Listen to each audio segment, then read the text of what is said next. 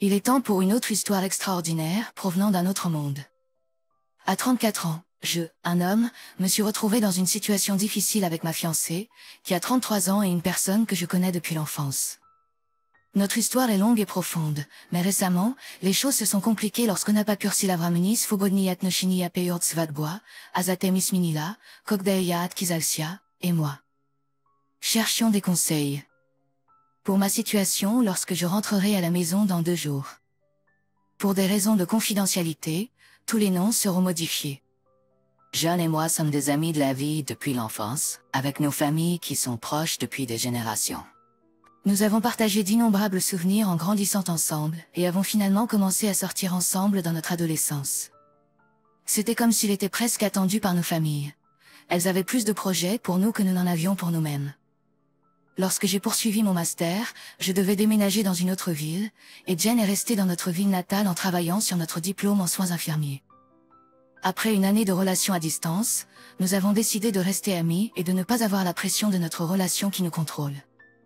Malgré notre décision de passer à une amitié solidaire, Jen et moi sommes restés les meilleurs amis au fil des années, tout en explorant d'autres relations amoureuses. Curieusement, profondément en nous, nous avions une compréhension tacite que cela n'était qu'une phase temporaire, et finalement, nous trouverions notre chemin pour retourner l'un vers l'autre. Après avoir terminé mon master, je me suis installé dans la ville où j'ai étudié et j'ai commencé ma carrière dans mon domaine choisi. Cependant, j'ai toujours eu le désir de retourner dans ma ville natale, et lorsque j'ai finalement reçu l'opportunité de transfert, cela m'a rempli de joie et d'excitation intense. Jen s'est retrouvée dans une relation à long terme avec un gars vraiment gentil, mais je ne pouvais pas me débarrasser de ce sentiment que cela le mettait mal à l'aise avec notre amitié proche. Par respect pour leur relation, j'ai décidé de faire un pas en arrière. Malgré la distance, Jen et moi sommes toujours restés en contact, nous rattrapant plusieurs fois par an. Entre-temps, j'avais une excellente connexion avec mon patron et mentor, que je nommerai Pierre. Il avait 44 ans, c'était un homme exceptionnel. Notre relation professionnelle s'est transformée en une véritable amitié avec le temps, et nous sommes devenus de bons amis. Sous la tutelle de Pierre, j'ai appris les ficelles de l'industrie, et un jour, il s'est approché de moi avec une opportunité excitante. S'écartant de son rôle habituel de supérieur hiérarchique, il voulait avoir une conversation personnelle. Il a révélé qu'il y avait un poste disponible dans une ville étrangère qui durerait 2 ans, et il allait être officiellement annoncé sous peu. Pierre a élaboré le rôle, et bien que le salaire n'était pas extravagant, le package incluait divers avantages. Tous les frais, tels que le loyer, les hébergements à l'hôtel et les courriers au voyage, seraient entièrement couverts. L'opportunité impliquait d'être stationné à Tokyo, avec des déplacements occasionnels dans d'autres villes asiatiques pour de courtes périodes. J'ai réfléchi à la proposition et j'ai cherché des conseils auprès de mes amis et de mes parents. Pierre a souligné qu'il ne s'agissait pas seulement d'un emploi, mais d'une chance de montrer mes capacités et de faire avancer ma carrière. Avec tous les aspects prometteurs pris en compte, je me suis dit, pourquoi pas? Cela semblait être une excellente occasion de mettre de l'argent de côté, tout en acquérant une expérience précieuse. Pierre m'a assuré qu'il parlerait en bien des hauts responsables, et si j'étais intéressé, il me recommanderait pour le poste. En me basant sur son expérience passée de faire quelque chose de similaire, qui a grandement bénéficié à sa carrière, j'ai décidé de sauter le pas et de partir pour cette aventure passionnante. Et donc, je suis parti pour cette nouvelle aventure. La première année s'est révélée assez difficile car je naviguais à travers une culture et des normes sociales inconnues, non seulement au Japon, mais aussi dans les autres pays que je visitais pour le travail. C'était une courbe d'apprentissage abrupte, mais j'ai fini par m'adapter à mon nouvel environnement. Un aspect qui m'a surpris a été l'attention que je recevais des femmes partout où je allais. Elles semblaient être particulièrement friandes des étrangers, et j'ai eu l'occasion de vivre le charme et l'attrait de l'Orient de première main. Cependant, je me suis concentré sur le maintien d'une attitude professionnelle et sur la tirer le meilleur parti de mon temps dans ces pays pour le travail et la croissance personnelle. Il est essentiel de préciser que les femmes que j'ai rencontrées pendant mon séjour n'étaient pas originaires de pays en développement.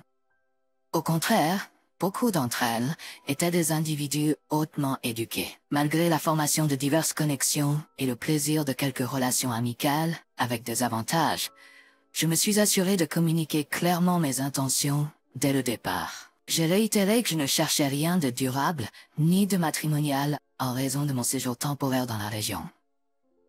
Malgré cela, j'ai prolongé mon séjour de 2 années supplémentaires, appréciant les expériences et la croissance personnelle qui en ont découlé. Pierre rendait régulièrement visite chaque année, que ce soit pour des vacances ou pour superviser divers projets. Lors de ces visites, nous avons vécu des moments mémorables et agréables dans différentes villes, dont Angeles City aux Philippines et quelques autres. Finalement, le contrat a pris fin et je suis rentré dans ma ville d'origine.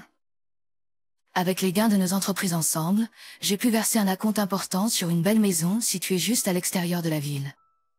Après avoir vécu dans une ville animée de 37 millions d'habitants, je me suis mis à désirer de l'espace et de l'intimité. Je suis rentré à la maison pendant un mois pour me détendre et me reconnecter à mes racines. Pendant cette visite, j'ai eu le plaisir de rencontrer Jen en visitant mes parents. Il s'est avéré que Jen avait mis fin à sa relation avec un autre homme il y a environ 1 an. Alors que nous nous rattrapions et passions plus de temps ensemble, nos conversations prenaient un ton plus sérieux. Malgré le fait que nous soyons restés en contact au fil des ans, quelque chose a changé entre nous, et nous avons décidé de donner une autre chance à notre relation. Nous avons recommencé à sortir ensemble, et cela a ressemblé à reprendre exactement là où nous nous étions arrêtés. J'ai fait preuve de retenue lorsqu'il s'agissait d'engager des rencontres sexuelles, car j'avais des inquiétudes quant aux conséquences potentielles. Pendant mon temps en Asie, j'avais développé une habitude de rechercher plusieurs partenaires, et j'ai reconnu la nécessité de gérer cette dépendance avant de m'engager pleinement dans une relation sérieuse avec Jen. Bien qu'elle et tous les autres en aient été informés, j'ai fait des efforts pour limiter la publicité de mes interactions avec différentes femmes sur les médias sociaux. À quelques occasions, ma mère m'a appelé maître, et pour être honnête, ses remarques m'ont un peu blessé. Cependant, c'est à peu près à ce moment-là que les choses ont commencé à se gâter. Jean et moi sommes devenus intimes et sa réaction a été de surprise. Elle a remarqué un changement significatif en moi, impliquant que j'avais acquis beaucoup d'expérience par rapport à ce que j'étais avant. Pour être honnête, Jen m'a posé des questions, et je dois avouer que j'ai pratiqué le mensonge par omission. Bien que je ne lui ai pas donné le nombre exact de mes anciens partenaires, je les ai délibérément minimisés, car même divisé par 3, le décompte était encore dérangeant. Néanmoins, j'étais certain de ma capacité à rester fidèle à elle. Cependant, la graine de doute involontairement semée cette nuit-là entraînerait plus tard d'importants défis dans notre relation. Comme prévu, les 2 familles étaient ravies de notre relation, car elles semblaient destinées à être. Tout se passait merveilleusement bien, et après avoir discuté avec ses parents, j'ai décidé de la demander en mariage.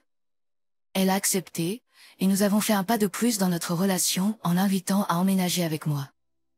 Au début, tout semblait se passer sans accroc. Cependant, il y avait des moments où je percevais des signaux d'alarme potentiels, comme lorsqu'elle me demandait si j'étais vraiment heureux avec elle. Pour faire court, en décembre 2019, les choses ont pris une tournure inattendue. Le mariage était prévu pour juin 2020.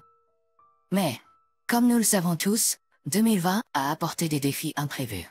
Malgré les turbulences de l'année, nous avons passé un excellent Noël. Cependant, à l'approche du Nouvel An, nous avons rencontré le premier grand obstacle. Je m'asseyais, travaillant sur mon PC, lorsque le cousin de Jennifer, Tammy, une femme de 32 ans, s'est joint à moi pour examiner des documents liés au mariage. Depuis l'enfance, je connaissais Tammy, et notre relation était amicale. Un jour, Jen m'a demandé si nous pouvions avoir une conversation.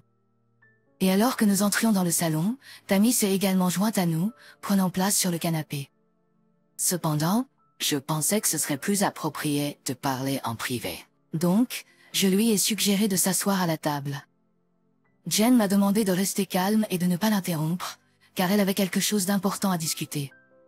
Au cours de notre conversation, Jen a courageusement ouvert la discussion sur les différences qu'elle percevait dans notre vie intime. Perçue dans notre vie intime, elle a exprimé son inquiétude, croyant que je ne pouvais pas être entièrement satisfait d'elle. Elle a craint que je puisse finir par être infidèle, ce qu'elle ne voulait pas pour le bien de nos enfants à venir et de la relation dans son ensemble. Alors qu'elle partageait ses pensées, je ne pouvais pas m'empêcher de me sentir anxieux, craignant d'être sur le point d'être largué. Juste au moment où je pensais que les choses ne pouvaient pas empirer. Comme si une publicité d'infopublicité résonnait dans mon esprit, il y avait plus à venir. Jean m'a surpris en me demandant si je considérais l'idée d'ouvrir notre relation afin qu'il puisse acquérir plus d'expérience, croyant que cela pourrait aider à atténuer ses insécurités. Elle m'a rassuré en disant que malgré cela, je ne devrais pas m'inquiéter, car je suis l'unique homme qu'elle ait jamais aimé. Et c'est précisément la raison pour laquelle ces relations passées n'ont pas abouti au mariage. Je suis tombée d'accord avec elle sur ce point particulier, car je ressentais la même chose à propos de notre amour et de notre connexion. Cependant, lorsqu'elle a soulevé l'idée d'une relation ouverte, je n'ai pas pu m'empêcher de penser qu'elle plaisantait ou ne prenait pas la chose au sérieux. Cela semblait irréel. Je n'arrivais pas à croire que cela se produisait réellement. Est-ce que c'est? Oui, cela fait 1 an et demi que cette conversation a eu lieu. Je ferai de mon mieux pour me souvenir et me concentrer sur les points principaux de ce qui s'est passé. Elle m'a assuré qu'en cas de relation ouverte, elle ne s'engagerait qu'avec des individus aléatoires et jamais avec des personnes que nous connaissons ou avec qui nous travaillons. Elle a souligné que ce serait purement physique et sans aucune connexion émotionnelle. Au début, je ne pouvais pas croire ce que j'entendais. Je pensais qu'elle plaisantait, mais lorsqu'il est apparu clairement qu'elle était sérieuse, mon cœur a semblé sauter un battement, et un nœud est apparu dans ma gorge. J'ai été complètement pris au dépourvu, et la surprise de la situation m'a coupé le souffle. Je dois préciser que je ne suis pas une personne colérique ou violente, mais à ce moment-là, mes émotions m'ont submergée, et je me suis retrouvée à élever la voix. J'ai commencé à comprendre pourquoi Tammy avait été là, semblant faire partie de la situation. Frustrée, je n'ai pas pu m'empêcher de lancer. « Tammy, est-ce que tu l'as poussée à faire ça ?» En réponse, Tammy a prétendu qu'elle était simplement là pour soutenir Jen. La situation devenait de plus en plus irréelle, et Jen a continué à insister sur le fait que j'étais libre de poursuivre le même arrangement selon les règles convenues. Cependant, j'ai refusé fermement, réalisant que ce genre d'arrangement n'était pas quelque chose que je pouvais accepter ou me sentir à l'aise avec.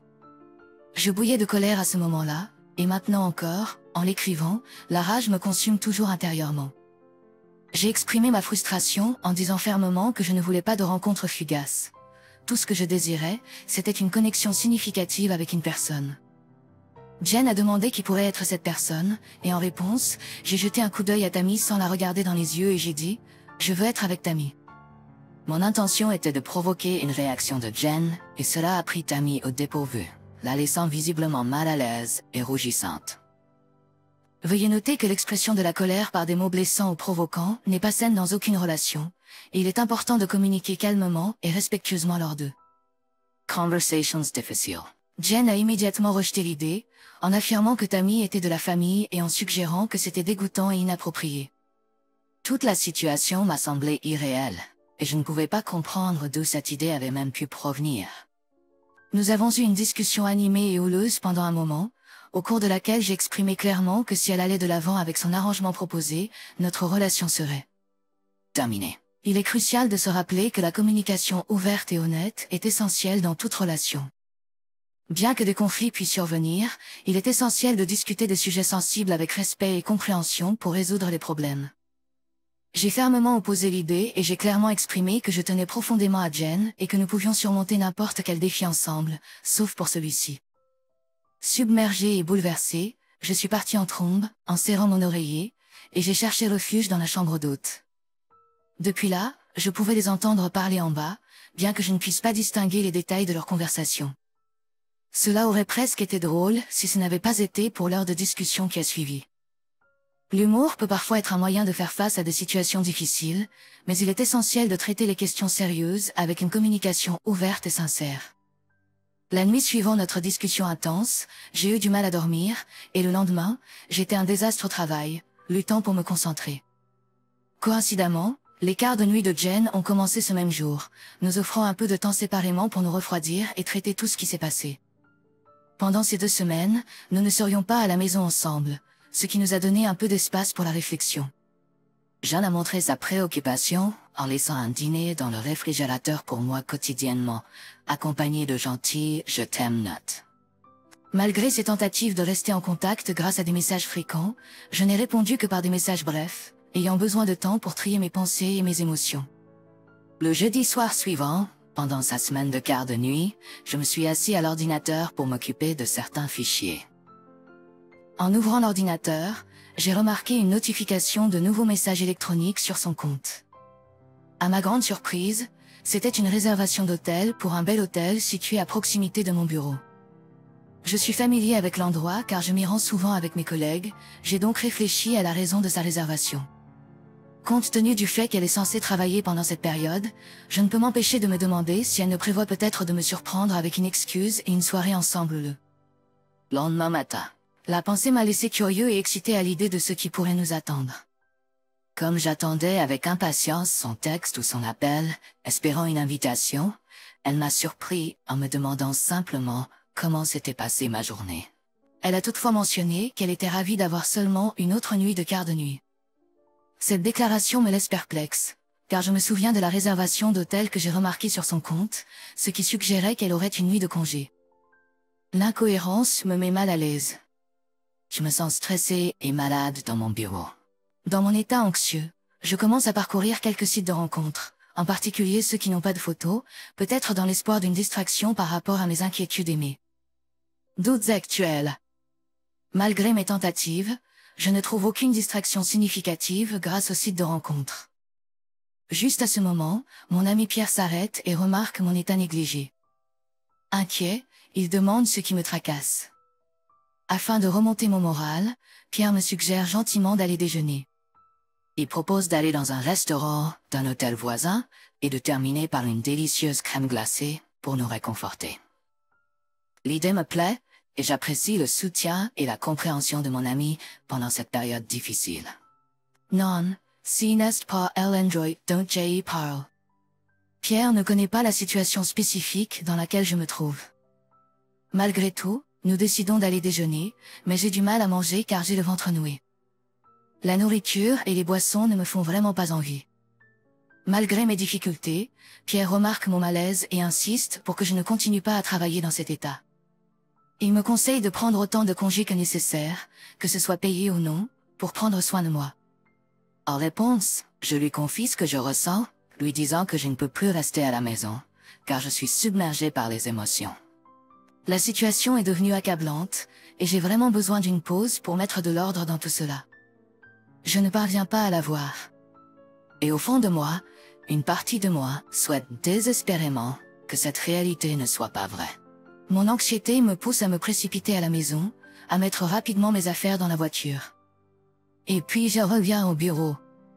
Pierre suggère que nous surveillions l'hôtel, en attendant patiemment qu'elle y fasse son entrée. Maintenant, je dois avouer que je ne suis pas un détective expérimenté ou un enquêteur privé.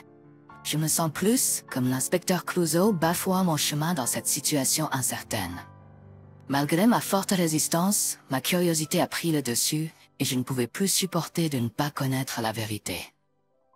Nous avons décidé de nous installer dans le bar-salon, où j'ai commencé à boire lourdement, tout en désespérant secrètement qu'il ne s'agissait pas d'un cauchemar qui se produisait réellement. Vers 18h30, Paul me tape sur l'épaule, et elle est là, debout à la réception, sans porter son uniforme.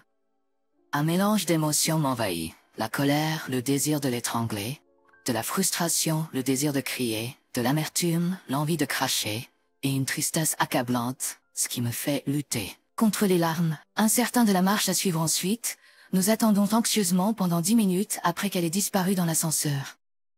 En fin de compte, Pierre et moi décidons d'aborder la réception. Avec des nerfs tremblants, j'ai demandé à la réceptionniste de me connecter à la chambre de Jen Blanc. Le téléphone sonne, et dès qu'elle décroche, un mélange d'émotions me submerge, et je commence à crier dans le combiné, ma voix remplie de colère et de confusion. Jen, je t'ai prévenu que si tu faisais ça, ce serait la fin entre nous. J'ai atteint mon point de rupture. Le mariage est annulé, la relation est terminée, et sans hésiter, j'ai raccroché le téléphone, et je suis parti rapidement de cet endroit. Confus et incertain de mes prochaines étapes, je me suis retrouvé chez Pierre pour trouver du réconfort et du réconfort. Cependant, mon téléphone a commencé à s'allumer de manière insistante avec des notifications.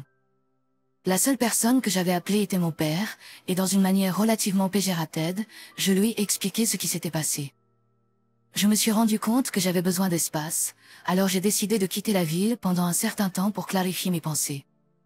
Il s'agissait plus d'une explosion de colère que d'une discussion constructive, et je regrette la façon dont j'ai parlé à mon père. Mon téléphone a continué de sonner de manière insistante pendant les 2 jours suivants, avec des appels de toutes les personnes imaginables, mais je n'ai pas pu me résoudre à répondre à aucun d'eux. Je me sentais perdue et incertain de ce qu'il fallait faire ensuite.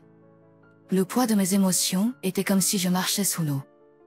Au milieu de tout ce tumulte, Pierre a offert des conseils pratiques, en suggérant que je m'occupe de certaines affaires financières pour me protéger pendant cette période difficile.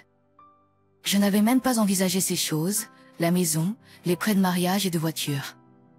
Nous avions maintenu des comptes séparés, un pour le mariage et un autre pour les dépenses liées à la maison.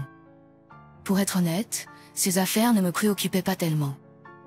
Néanmoins, le lendemain, j'ai rédigé un email à Jen, expliquant mon intention de couper toute communication et de quitter la ville pendant un certain temps. En conséquence, le mariage et tous les autres projets ont été annulés. Après mon premier appel avec mon père, nous avons eu une longue conversation au cours de laquelle il a exprimé sa tristesse mais a compris mon besoin de temps et d'espace. Il a gardé espoir que nous puissions nous réconcilier à l'avenir. 10 jours plus tard, j'ai pris la décision de monter à bord d'un avion et de me rendre à Bali. Une fois parti, je n'ai pas répondu à ses messages ou à ceux de qui que ce soit d'autre. Par conséquent, je ne sais pas si elle a quitté l'hôtel cette nuit-là ou a décidé de rester. J'étais complètement indifférent à tout ce qui m'entourait. Une fois arrivé à Bali, j'ai cherché du réconfort dans l'alcool, passant le mois suivant pour la plupart ivre et me déconnectant du monde en ligne, à l'exception de mon père et du travail, bien que ce dernier ne m'importait pas vraiment à l'époque.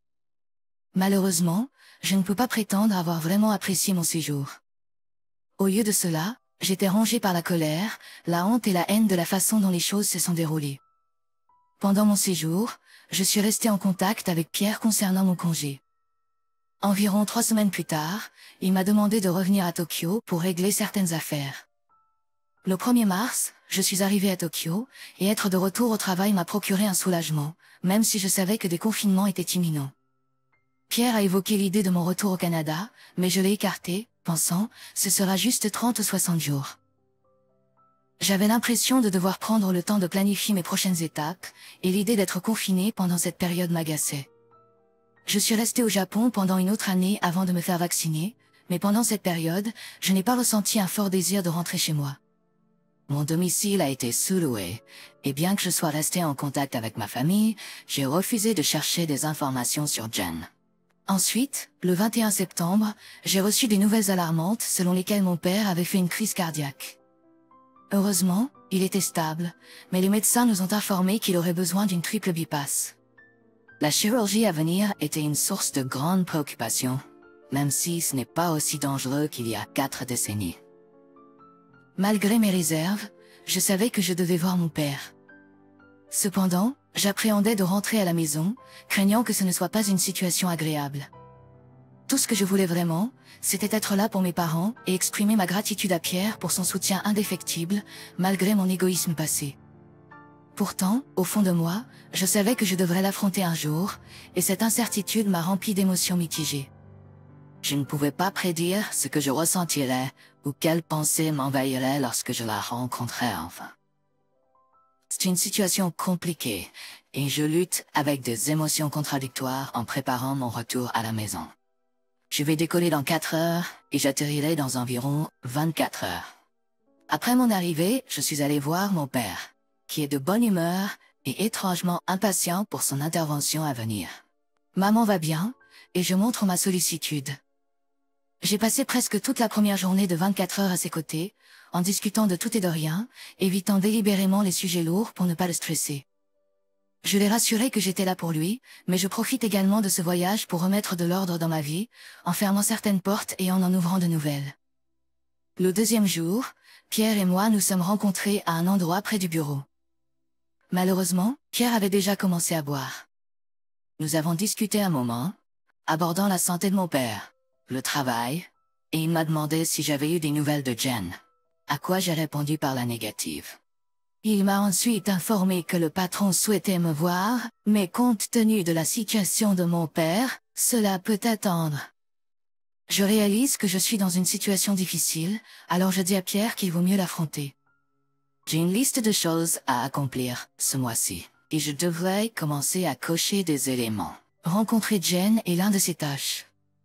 En entrant dans le bureau pour la première fois depuis ce qui m'a semblé des années, j'ai remarqué beaucoup de visages familiers manquants, quelques nouveaux, et les suspects habituels toujours là. En entrant, quelques personnes m'ont salué avec des mouvements de tête et des salutations. C'était la première fois que j'étais là, et je sentais une sensation de nouveauté.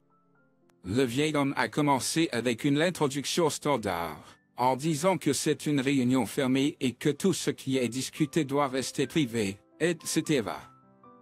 Il s'est ensuite lancé dans un monologue passionné sur la responsabilité et la dévotion, en énonçant des points valides que je ne pouvais pas m'empêcher de reconnaître. Finalement, son regard s'est posé sur Pierre, et il a demandé des raisons de me garder. Pierre a plaidé en ma faveur avec confiance, en mettant en avant mon excellent travail, mes capacités de sauvetage de compte et mes acquisitions réussies. Il a également souligné qu'il est difficile de trouver quelqu'un d'autre, prêt à assumer le travail, pour le salaire significativement inférieur au marché que nous proposons. Après s'être repris, le vieil homme a essuyé une larme affectueusement de son œil et a félicité Pierre, en reconnaissant qu'il est le meilleur VP qu'il est. Écoute, gamin, je sais que tu as eu des problèmes avec ta femme, alors laisse-moi t'offrir quelques conseils. Il a cité un certain gars, et bien que je ne me souvienne peut-être pas des mots exacts, l'essence du message est claire. Dieu lui donne un visage, et elle se maquille à nouveau sur le dessus. Dieu lui donne des seins, et elle achète un soutien-gorge push-up en eau. Le vieil homme a poursuivi ses conseils, exprimant que même après avoir été donné une forme naturelle, les femmes cherchent souvent des vêtements serrés pour modifier cette forme. Il a réfléchi sur le fait que si Dieu lui-même ne peut pas la satisfaire, comment quelqu'un d'autre le peut-il? Il m'a ensuite exhorté à ne pas être trop dur avec moi-même, et m'a supplié, s'il te plaît, ne te tue pas. Cette déclaration m'a laissé plutôt abasourdi. L'homme âgé a alors déplacé son regard vers Pierre, exprimant sa confiance dans sa capacité à gérer la situation de manière appropriée. Alors que l'homme âgé continuait à parler, il a ajouté « Ta mère va me tuer si je dois te licencier ». C'est à ce moment-là que je me suis rendu compte qu'ils sont, en fait, apparentés. Pierre et moi avons quitté le bureau, et la réalisation a coulé. Je me tourne vers lui, quelque peu exaspéré, et je demande sérieusement « Le 20 homme ?» Il répond en posant son bras sur moi et en me rassurant « Ne t'inquiète pas pour ça. Je m'en occupe ». En réponse à mes préoccupations concernant un licenciement ou une discipline, il secoue la tête et dit « Non, idiot. Tu es prôné. » Il dit, et puis il met son bras sur moi, me donnant un baiser de jeu sur le côté de la tête. Tu as, aurais pu me le dire avant, connard.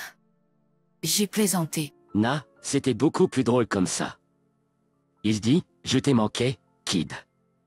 Maintenant, allons nous enivrer. J'ai objecté, en soulignant qu'il est seulement 8h30 du matin. Pierre qui fait ça? J'ai demandé, à quoi il a répondu avec confiance. Moi. Tu as encore beaucoup à apprendre sur l'art d'apprécier la vie, il remarque, sans être surpris par ma réaction à la nouvelle de la promotion. Mais ensuite, qu'attendre d'autre de la part de quelqu'un qui s'est enivré avant Sari et s'est battu avec un singe? Et pour te dire, il s'est fait botter le derrière aux sources chaudes du Japon. Il ajoute, se remémorant nos anciennes aventures. Pourtant, nous avons quand même fini par nous enivrer, conclut-il en rigolant. Lors de notre conversation, nous avons abordé des sujets liés au travail et à nos perspectives d'avenir. Le nom de Jen est ressorti, et il m'a vivement conseillé de la rencontrer et de trouver la clôture. Il a admis que nous avions tous les deux fait des erreurs, mais m'a assuré que nous étions de bonnes personnes au fond. Selon lui, obtenir la clôture me permettrait de me libérer des fardeaux émotionnels et d'avancer avec confiance vers l'avenir sans être retenu par des émotions persistantes. Il a souligné que résoudre la question avec Jen serait une condition préalable avant de discuter de mon avenir professionnel, y compris mes désirs et mes ambitions. Donc, cette case a été cochée sur la liste, et je suis soulagé de savoir que j'ai toujours un emploi. Sur une note positive, mon père se porte bien, ce qui apporte un certain réconfort. Cependant, la question concernant Jen continue de m'obséder, et je sais que c'est quelque chose que je dois aborder le plus tôt possible. En prenant une décision courageuse, j'ai décidé de la débloquer sur Facebook et j'ai pris le temps de parcourir ses mises à jour, essayant de me préparer à ce qui pourrait arriver. Avec un peu de courage, je lui ai envoyé un message privé pour lui demander si nous pouvions nous rencontrer pour dîner bientôt. Notre premier échange s'est limité aux politesses, et nous nous sommes mis d'accord pour nous rencontrer dans les prochains jours. C'est le dernier développement, et j'ai hâte de voir comment la rencontre se déroulera. Jen et moi avons finalement convenu de nous rencontrer dans un restaurant quelques heures après qu'elle ait terminé son travail. En m'approchant de cette rencontre, je ne pouvais pas m'empêcher de ressentir de l'appréhension face à deux possibilités. Soit ma colère persisterait et je réagirais en conséquence, soit mon amour pour elle serait toujours présent, ce qui me pousserait à agir en conséquence. Tous les plans que j'avais soigneusement préparés semblent conduire à ce moment. Les plans soigneusement préparés ont disparu aussi vite qu'elle est entrée dans la pièce. Jen était absolument éblouissante et son sourire m'a laissé à la fois excité et nerveux alors qu'elle s'approchait. Mon cœur battait la chamade dans ma gorge et je ne pouvais pas me débarrasser de ce sentiment de papillon dans mon estomac. Bizarrement, je me suis senti plus nerveux maintenant qu'à l'époque où nous avions perdu notre virginité ensemble. Lorsque nous avons échangé un bref et maladroit câlin, j'ai senti son parfum préféré, ce qui a déclenché une vague de souvenirs. Alors que nous commencions à discuter, mon esprit était inondé d'incertitude. Était-elle vraiment là pour raviver notre amour, ou était-elle sur le point de déclencher une tempête émotionnelle? Pourrait-elle être dans une autre relation, venant ici pour me montrer ce que j'avais manqué? Je n'ai remarqué aucune bague à ses doigts, pas même celle que je lui avais offerte. Cependant, nous avons commencé par parler de mon père en premier, et elle a partagé comment elle avait régulièrement vérifié auprès de lui pendant ses quarts de travail. Elle m'a assuré que son intervention à venir serait réalisée par l'un des meilleurs chirurgiens, ce qui m'a apporté un certain réconfort au milieu de la tourmente émotionnelle. Pendant notre dîner, nous avons échangé des banalités, discutant de son intense charge de travail pendant la pandémie et de mes expériences pendant le confinement à Tokyo. Bien que je paraissais calme et recueillie en surface, intérieurement, j'étais sur le point de craquer. Je savais que je devais traverser cette réunion pour faire face à mes émotions et passer à autre chose. Ce n'était pas facile, mais j'étais déterminée à rassembler ces sentiments et à trouver un moyen de continuer. Après ce qui m'a semblé une éternité, nous avons semblé éviter l'éléphant dans la pièce. Puis elle a finalement posé son regard sur moi et son expression a changé. À partir de ce moment, la conversation est devenue un flou dans ma mémoire. Je ferai de mon mieux pour la raconter avec précision. Tout d'abord, je veux te dire à quel point je suis profondément désolée pour ce qui s'est passé et pour la douleur que je t'ai causée. Je veux préciser qu'aucun autre homme dans ma vie avant notre fiançailles n'a occupé la même place dans mon cœur que toi. La vérité est que je n'ai jamais aimé quelqu'un d'autre comme je t'aime toi. Tim, mon ex avant toi, m'a trompé parce qu'il avait senti que j'avais des sentiments plus forts pour toi que pour lui. Cette réalisation a finalement conduit à notre rupture. Quand j'ai découvert la vérité, je dois admettre que je ne me suis pas senti coupable. Je ne t'ai jamais voulu parfait ou expérimenté. Tout ce que je voulais, c'était que tu sois à moi exclusivement, Jen. Aucune des autres personnes avec qui j'ai été ne pouvait se comparer à la profondeur des émotions que je ressentais pour toi. Cependant, maintenant, je me demande si la même profondeur d'émotion persiste pour toi. Je me demande si ces sentiments étaient authentiques ou s'ils n'étaient qu'une réflexion de la vision idéalisée que nos familles avaient de nous ou des fantasmes que nous avions construits dans nos esprits. Le poids de ses pensées est devenu écrasant et Jen s'est excusée pour se rendre aux toilettes pour rassembler ses émotions et ses pensées.